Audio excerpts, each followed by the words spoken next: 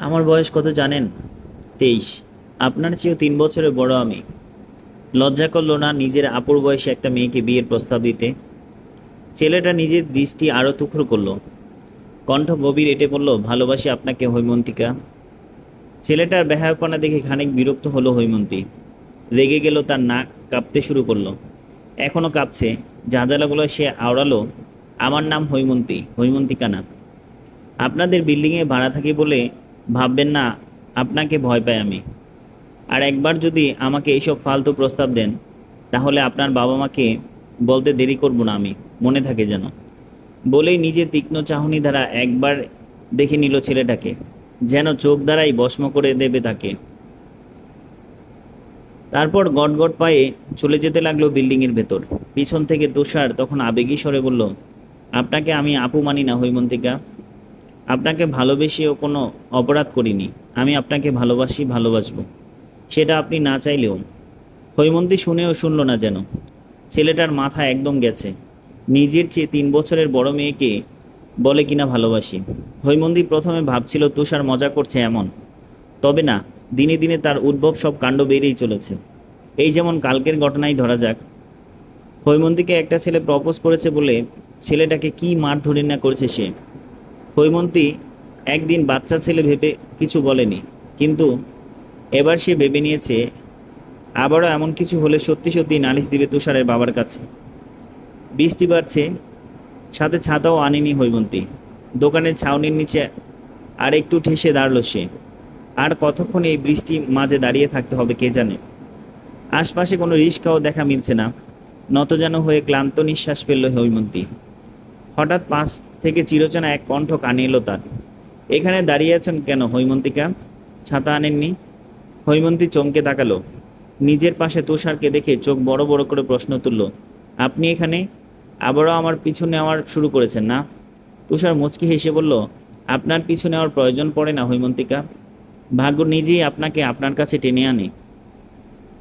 এবার বলুন, আপনাকে পৌঁছে দেই। আপনার কি ধারণা আমি আপনার সঙ্গে যাব? মরে গেলেও না। আপনার ইচ্ছা, পরে কিছু হলে তার দায় আমি নেব না। নির্লিপ্ত ভঙ্গিতে কথাগুলো বলে হাতের লাল ছাতাটা খুলে নিল তুষার। তারপর ধীর শিস্তে ভঙ্গিতে হেঁটে চলে যেতে লাগলো সামনের পথে। হৈমন্তী হাত ঘড়ির দিকে তাকালো। রাত 8টা বেজে 40 মিনিট। আর কিছুক্ষণ পরেই 9টা বেজে যাবে। এ রাস্তা তেমন সুবিধার না।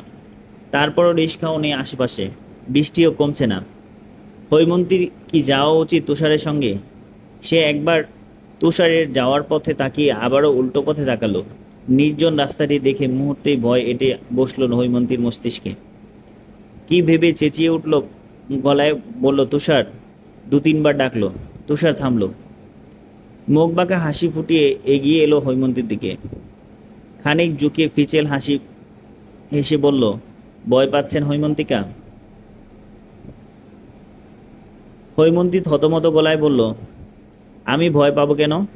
আমি তো ভাবছি আপনি ভয় পাবেন একা একা যেতে। তাই বড় আপু হিসাবে আমার কর্তব্য আপনার সঙ্গে যাওয়া। আমি তো শুধু আমার কর্তব্যই পালন করছি। বড় আপু কথাটা কর্ণকুহরে প্রবেশ করতেই চোখ মুখ শক্ত হয়ে গেল তুষারের। কঠিন দৃষ্টি হয়ে এলো। গম্ভীর স্বর নিদারুণ অধিকার বোধ নিয়ে সে বলল, আপনি আমার আপু নন হৈমন্তিকা। হৈমন্তী রাগল না এবার, বরং বোঝানোর সুরে বলল, আমি আপনার আপুই তুষার। সেটা আপনি মানুন আর না মানুন। আর হ্যাঁ, আমাকে হৈমন্তী বলে ডাকবেন, হৈমন্তিকা না। তুষার কথা বাড়ালো না। ছাতার একপাশে চেপে গিয়ে জায়গা করে দিল হৈমন্তীকে। নিজ মনে বিড়বিড় করে বলে উঠল, আপনি আমার কে হন সেটা সময়ই বলে দেবে হৈমন্তিকা। নির্জন নিস্তব্ধ রাস্তা, চারিদিকে শুধু বৃষ্টির ধূপ ধূপ শব্দ শোনা যাচ্ছে। মাঝে মাঝে দু একটা সিএনজি আর রিক্সার হর্ন বাজিয়ে ব্যস্ত হয়ে ছুটে চলেছে নিজ গন্তব্যে। সবকটা যাত্রীতে ভরপুর, থামানোর জো নেই। হৈমন্তী জড়সড়ো হয়ে হাঁটছে তুষারের সঙ্গে। ছাতা ছোট হওয়ায় বারবার নিজের হাতে তুষারের হাতে স্পর্শ পাচ্ছে সে। অস্বস্তি হচ্ছে খুব। হৈমন্তী হাতটা বুকের সঙ্গে মিশিয়ে নিল। হাঁটার গতি আরো বাড়িয়ে তীক্ষ্ণ স্বরে বলল, জলদি হাঁটুন তুষার, পথটা শেষই হচ্ছে না। হৈমন্তীর কণ্ঠে বিরক্তি জেনে চুইয়ে চুইয়ে পড়ছিল। অপরদিকে কাঁধসহ পুরো এক পাশ ভীষণভাবে ভিজে গেছে তুষারের। তবুও আনন্দপূর্ণ মেজাজে সে আছে। গলা ছেড়ে এবার গান গেয়ে উঠল তুষার। এই পথ যদি শেষ না হয় তবে কেমন হতো। হৈমন্তী এবার আর চোখে তুষারের দিকে তাকালো, রাশভারী গলায় বলল, খুব বাজে হতো। ওহ, আপনার আর আমার প্রেম হতো, নাকচ করে বলল তুষার। হৈমন্তী রেগে গেল। আপনাকে আমি ধাক্কা দিয়ে ফেলে দেবো তুষার। দিন, আমিও আপনার হাত টেনে ফেলে দিব। বিরক্তি মুখ নিয়ে চ শব্দ বেরিয়ে এলো হৈমন্তীর। বাকি পথটুকু তুষার নানান কথা বললেও সে টু শব্দও করল না। বিল্ডিংয়ের কাছাকাছি আসতেই হৈমন্তী ছোট্ট করে একটা ধন্যবাদ জানিয়ে চলে যেতে চাইল। তুষার হাত ধরে আটকালো। সঙ্গে সঙ্গে একটা ঝাটকায় হাত ছাড়িয়ে নিল হৈমন্তী। ঝাঁঝালো দৃষ্টিতে তাকাতেই নির্নিমেষে চেয়ে তুষার শুধু বলল, সরি। হৈমন্তী দাঁড়াল না আর, ছুটে চলে গেল সেখান থেকে।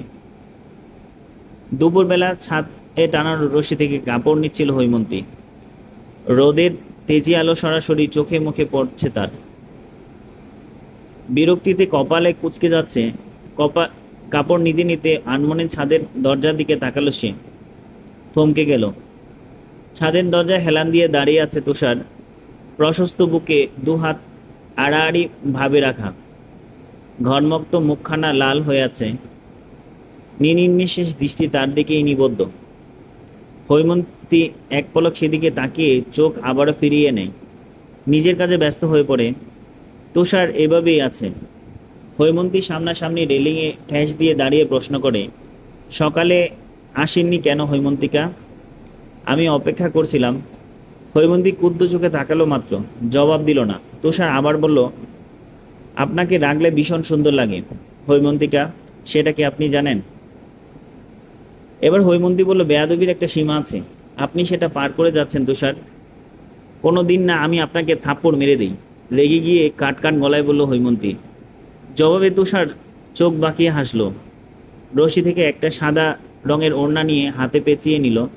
তারপর বিস্তর গগনে চেয়ে আফসোসে সুরে বলল, আপনি আরও পরে জন্মাননি কেন হৈমন্তিকা? তাহলে আপনার এত এত বকা শুনতে হতো না আমার। আল্লাহ জানে বিয়ের পর আপনি কি করেন আমার সাথে।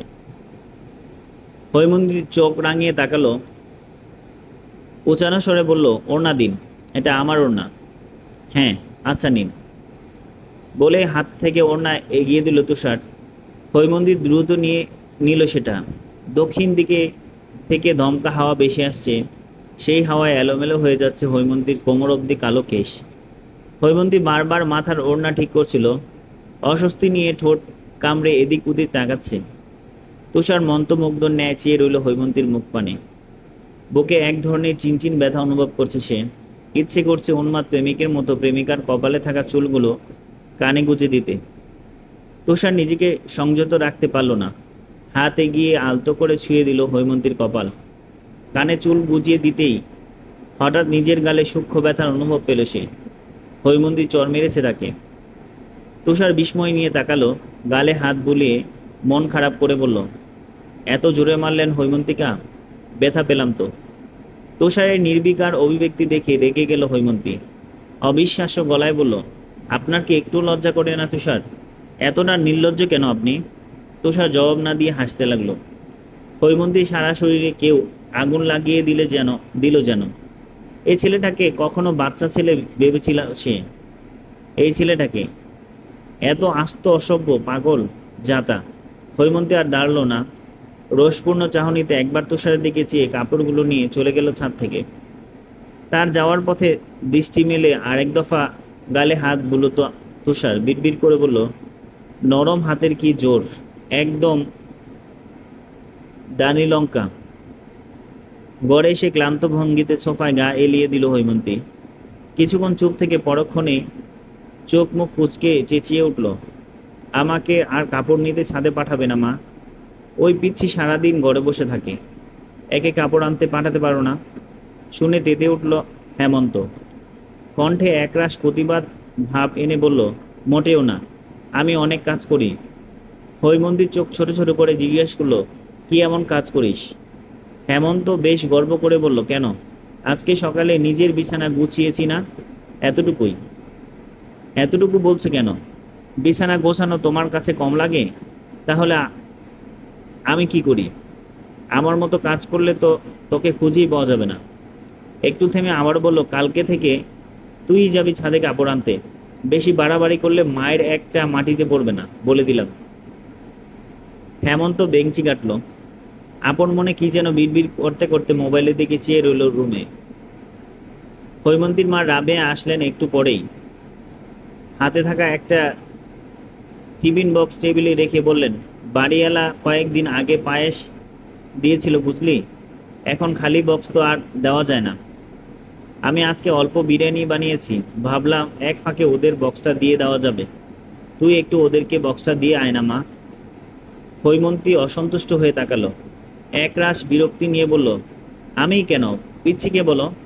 রাবিয়া আদিরও গলায় বলল, ওকে বলছিলাম, ও যায়নি বলেই তো তোকে বলছি। জানা মা, তুই না আমার লক্ষ্মীটা। হৈমন্তীর তখন ইচ্ছে করছিল হেমন্তের চুল সব ছেড়ে দিয়ে ফেলতে। একটা কাজ বললে করে না ছেলেটা, তার মাও কম কিসের। হৈমন্তী ছাড়া যেন ওনার চলেই না, সব কাজ হৈমন্তীকে করতে লাগবে। হৈমন্তী ছোট একটা নিঃশ্বাস ফেলল, বক্স হাতে দাঁড়ালো বাড়িওয়ালার বাসার যাওয়ার উদ্দেশ্যে। অনেকটা অলস পায়ে সিঁড়ি বেয়ে নিচে নামছিল হৈমন্তী। কোত্থেকে তোষার এসে পথ রোধ করলো তার। কাছাকাছি এসে বলল, কোথাও যাচ্ছিলেন হৈমন্তিকা? হৈমন্তী কোনরূপ বনিতা ছাড়াই বলল, আপনার বাসায় যাচ্ছিলাম, এই নিন বক্স, মা বিরিয়ানি পাঠিয়েছে আপনাদের জন্য। বিরিয়ানি আপনি বানিয়েছেন হৈমন্তিকা? বলতে বলতে হাতে থাকা বক্স নিল তুষার। হৈমন্তী সে কথা উত্তর দিল না, বরং খানিক কঠিন স্বরে বলল, আপনাকে কতবার বলেছি আমাকে হৈমন্তিকা না ডাকতে। এখন থেকে হৈমন্তিকা কিছুই ডাকবেন না, আমাকে আপু বলে ডাকবেন। তুষার শীতল চোখে তাকালো তখন। স্বাভাবিক স্বরে আওড়ালো, কখনো শুনেছেন নিজের হবু বউকে আপু ডাকতে? আমি তো আপনাকে হৈমন্তিকাই ডাকবো, একদিন দেখবেন। এই আমার থেকে হৈমন্তীকে ডাকটা শোনার জন্য ব্যাকুল হয়ে উঠবেন আপনি। আমি কিন্তু তখন আপনার ব্যাকুলতা বাড়াবো না হৈমন্তিকা, ভয়ঙ্করভাবে বুকে আগলে রাখবো। তুষারের চিন্তায় ঘুম আসছে না হৈমন্তীর। ছেলেটার পাগলামি দিন দিন বাড়ছে। এমত অবস্থায় হৈমন্তীর কি করা উচিত? চর থাপ্পড় অপমান কিছুই তো বাকি রাখিনি সে। তবে হ্যাঁ, তুষারের বাবাকে নালিশ দিলে কিছু একটা হতে পারত হয়তো, কিন্তু হৈমন্তীর মন সায় দিচ্ছে না। তুষারের জন্য অদ্ভুত মায়া হয় তার। মতিভ্রষ্ট হয়ে কিভাবে মরীচিকার পিছু পিছু ছুটছে ছেলেটা। তুষার যা চায় তা আদৌ সম্ভব না। হৈমন্তী দীর্ঘশ্বাস ফেলল। ঘুম আর আসবে না তার, মাথা ভীষণ ব্যথা করছে। এখন একটু কড়া চা খেলে মন্দ হয় না। যেই বাবা সেই কাজ। রান্নাঘরে গিয়ে চা বানিয়ে আনলো সে। মুক্ত বাতাসের মাঝে বারান্দায় গিয়ে দাঁড়ালো। বিল্ডিংটা 5 তলা। হৈমন্তীর পরিবার দোতলায় থাকে আর তুষারটা থাকে 3 তলায়। হৈমন্তীর বারান্দার সঙ্গে তুষারের রুমের বারান্দার উপর নিচ লাগানো। হৈমন্তী যখন চা খাচ্ছিল তখন হঠাৎ উপর থেকে একটা চায়ের কাপে একটা ছোট্ট পাথরের টুকরো এসে টুপ করে পড়ল। ফলস্বরূপ কাপে থাকা কিছু চা ছিটকে পড়ল তার হাতে। সূক্ষ্ম ব্যথায় অল্প চেঁচিয়ে উঠল হৈমন্তী। দ্রুত কাপটি টেবিলে রেখে ফুট দিতে লাগলো হাতে। তখনই আবারও একটা ছোট্ট পাথর এসে পড়ল তার বারান্দার মেঝেতে। তবে এবার পাথরটা ভিন্ন। পাথরের গায়ে মোড়ানো একটা হলুদ রঙের কাগজ। হৈমন্তী এগিয়ে গেল সেদিকে। কাগজটা নিয়ে খুললেই চমৎকার হাতের লেখা ভেসে উঠল তার সামনে। দুঃখিত হৈমন্তিকা, আমি ইচ্ছা করে ফেলিনি পাথরটা। আপনি কি বেশি ব্যথা পেয়েছেন? লেখাটা পড়ে বরকে গেল হৈমন্তী। উপরে উকি দিতেই দেখতে পেল তুষারকে। তার মতো করে সেও বারান্দায় রেলিংয়ে ঘেঁষে দাঁড়িয়ে আছে। বাঁকড়ানো গলায় ক্ষীণ স্বরে হৈমন্তী বলে উঠল, আপনি এখানে কি করছেন? আর এগুলো কি ধরনের বেয়াদবি? কাপে পাথর ফেললেন কেন? আমি তো সরি বলেছি হৈমন্তিকা, চাইলে অ্যান্টিসেপ্টেডও দিতে পারি, রুমে আছে, দিব? লাগবে না আপনার অ্যান্টিসেপ্টেড। কালকে না আপনার ক্লাস আছে? এত রাতে না ঘুমিয়ে এখানে কি করছেন? একই প্রশ্ন তো আমিও আপনাকে করতে পারি। আপনি এত রাতে না ঘুমিয়ে বারান্দায় দাঁড়িয়ে আছেন কেন হৈমন্তিকা? হৈমন্তীর কপালে সূক্ষ্ম ভাঁজ পড়ল। কণ্ঠে তেজ এনে বলল, আমার যা ইচ্ছে আমি করব, আপনাকে কৈফিয়ত দিতে হবে কেন? যান, রুমে গিয়ে ঘুমান। ওপাশ থেকে এক রোখা উত্তর, যাব না। রাগে হৈমন্তিকা নাক কাঁপতে শুরু করলো। ছেলেটা এত ঘাড়তেরা, তুষারের সঙ্গে কথা বলার ইচ্ছেই মিয়ে গেল তার। টেবিল থেকে কাপ উঠিয়ে ক্ষিপ্ত স্বরে ছুড়ে দিল, আপনি থাকুন, আমি চলে যাচ্ছি। তুষার রেলিংয়ে গলিয়ে খানিকটা ঝুঁকলো, হৈমন্তী যাওয়ার দিকে স্থির দৃষ্টিতে মিলে ম্লান হাসলো মাত্র। পরের দিন ছিল রবিবার। অনার্স সেকেন্ড ইয়ারের ক্লাস হতো 1 ঘন্টা বাকি। হৈমন্তী আজ একটু তাড়াতাড়ি চলে এসেছে ভার্সিটিতে। সাথে রয়েছে তার প্রিয় বান্ধবী পারু। তারা দুজনে মিলে ক্যান্টিনে বসেছিল। স্যান্ডউইচ খেতে খেতে পারু বেশ আহ্লাদি স্বরে বলল, তোকে যে ছেলেটা পছন্দ করে, কি যেন নাম? হৈমন্তী আগ্রহহীনভাবে জবাব দিল, তুষার। ও হ্যাঁ, তুষার। ছেলেটা কি এখনো তোর পিছু ঘুরে? হ্যাঁ। কিছু বলিস নাই? কালকে চর মেরেছিলাম ডান গালে। শুনে চোখ বড় বড় করে তাকালো পারু। কণ্ঠে একরাশ বিস্ময় ঢেলে বলল, ডাইরেক্ট চর মারলি? এত সুন্দর একটা পোলারে চর মারতে তোর বুক কাঁপলো না? তুই এত পাষাণ! আমি হইলে তো কবে হ্যাঁ বলে দিতাম। ছেলেটার কপালটাই আসলে খারাপ, তোর মতো দজ্জাল মহিলাকে পছন্দ করেছে। হৈমন্তী চোখ মুখ কুঁচকে তাকালো, বিরক্ত হয়ে ধমক দিয়ে উঠল, তুই আমার বন্ধু নাকি ও? ওর এত গুণগান গাইছিস কেন? এ বিষয়ে আর একটা কথাও বলবি না পারু। ওর নাম যেন তোর মুখে আর না শুনি। পারু স্যান্ডউইচে অল্প কামড় দিয়ে ঢোক উল্টে বলল, এভাবে বলিস কেন? চুপ থাক। পারু সত্যি সত্যি চুপ হয়ে গেল এবার। আর একটা কথা বলল না। কিছু সময় অতিবাহিত হওয়ার পরে হৈমন্তী জিজ্ঞেস করলো, কয়টা বাজে পারু? 9:40। তোদের ক্লাস তো একটু পরেই, তাই না? পারু কিছু বলবে তার আগেই পেছন থেকে পুরুষ কণ্ঠে কেউ বলে উঠল কথাটা। হৈমন্তী গাড় ঘুরিয়ে তাকালো। অচেনা এক ছেলে দাঁড়িয়ে আছে তাদের একটু দূরেই। সে এগিয়ে আসলো এবার। অনুমতি ছাড়াই হৈমন্তীর পাশের চেয়ারে বসলো। এক হাতে এগিয়ে হৈমন্তীর উদ্দেশ্যে বলল, আমি ইবান, তোমার 1 বছরের সিনিয়র। কেমন আছো? আকস্মিক এমন ঘটায় বিব্রত বোধ করলো হৈমন্তী। হাত না মিলিয়ে ম্লান হেসে বলল, জি ভালো আছি। আমি আসলে আপনাকে চিনলাম না। আপনি কি আমাকে চিনেন? হাত না মেলালেন। খানিক অপমান বোধ করলো ইবান, তবে মুখ তা প্রকাশ করলো না। হাত গুটিয়ে স্বাভাবিক হেসে বলল, জুনিয়রদের সব খবর থাকে আমাদের কাছে। তুমি আমাকে চেনো না, রাইট? সমস্যা নেই, কিছুদিন যাক চিনে যাবে। কথাটা কেমন যেন লাগলো হৈমন্তীর, পছন্দ হলো না। তবুও ভদ্রতা রক্ষার্থে ক্ষীণ হাসলো সে। ইবানের একটা বন্ধু তাকে ডাকতেই সে বিদায় জানিয়ে চলে গেল। হৈমন্তী হাঁফ ছেড়ে বাঁচল যেন। সুদীর্ঘ শ্বাস ফেলে পাশে তাকাতেই ভয়ে মাথা পিছিয়ে নিল। তার পাশে বসে তীক্ষ্ণ দৃষ্টিতে তাকিয়ে আছে তুষার। তাকিয়ে আছে তো তাকিয়েই আছে, চোখের পলক ফেলছে না একদমই। হৈমন্তীর বুকে হাত রেখে বড় বড় নিঃশ্বাস নিল। হুট করে তুষারকে দেখে প্রচণ্ড ভয় পেয়ে গিয়েছিল সে। একটু শান্ত হতেই রাগী গলায় বলল, সমস্যা কি আপনার? এমন ভূতের মতো চলাফেরা করেন কেন? সে কথার জবাব দিল না তুষার। উল্টো গম্ভীর কণ্ঠে বলল, ছেলেটাকে? মানে? একটু আগে ছেলেটাকে? আপনাকে কেন বলবো? টেবিল থেকে পানির বোতল নিল তুষার। আলতো চুমুক দিয়ে কাট কাট ভাবে বলল, আমার হবু বউয়ের উপর লাইন মারছিল সে, হৈমন্তিকা। আর আমার জানা লাগবে না ছেলেটাকে? টেবিলের উপরে মাথা রেখে এক মনে স্যান্ডউইচ সেন্টার ফুড চিবুচ্ছিল তুষার। তার দৃষ্টি কোথাও যে থেকে ঠিক বুঝতে পারছে না হৈমন্তী। সতর্ক চাহনিতে পর্যবেক্ষণ করে নিচ্ছিল তুষার। তাকে দেখলে মনে হয় না হৈমন্তীর চেয়ে ছোট, বরং উচ্চতায় শারীরিক গঠনে বরাবরই তুষার হৈমন্তীর ঊর্ধ্বে। গায়ের রংটাও তার চেয়ে উজ্জ্বল। প্রশস্ত বুক, পেটানো শরীর, বাহু ফুলে ফেটে আছে। চেহারা এক আলাদাই মায়ার ফলন। আখির জোড়া মণি একটু বেশি বাদামি নয়, হ্যাঁ, অন্যদের থেকে একটু বেশি বাদামি তুষারের চোখের মণি। জিভ দিয়ে ঠোঁট ভিজিয়ে নিল হৈমন্তী। তুষারের প্রতি আরেকটু মনোযোগী হতেই তুষার দৈবত্ব কথায় ভড়কে গেল সে। এভাবে লুকিয়ে লুকিয়ে দেখছেন কেন হৈমন্তিকা? আমি তো আপনারই, ভালোভাবে দেখুন। হৈমন্তী হকচকালো, দ্রুত চোখ নামিয়ে নিল। খানিক লজ্জাও পেল। এভাবে তাকানো উচিত হয়নি তার। তাকানোই বা কি প্রয়োজন ছিল? নিজের উপর প্রচণ্ড রাগ হলো হৈমন্তীর। হাত ঘড়ির দিকে তাকিয়ে দেখলো ঘড়ি কাঁটা 9:55 ঠেকেছে। একটু পরে ক্লাস শুরু হবে। চেয়ার থেকে ব্যাগ নিয়ে উঠে দাঁড়ালো সে। গম্ভীর সুরে বলল, মরীচিকার পেছনে না ছুটে পড়াশোনায় মন দিন তুষার। আপনার না এখন ক্লাস চলছে? ক্লাস বাদ দিয়ে এদিক ওদিক ঘোরাঘুরি করছেন কেন? জবাবে বিস্তার হাসল তুষার।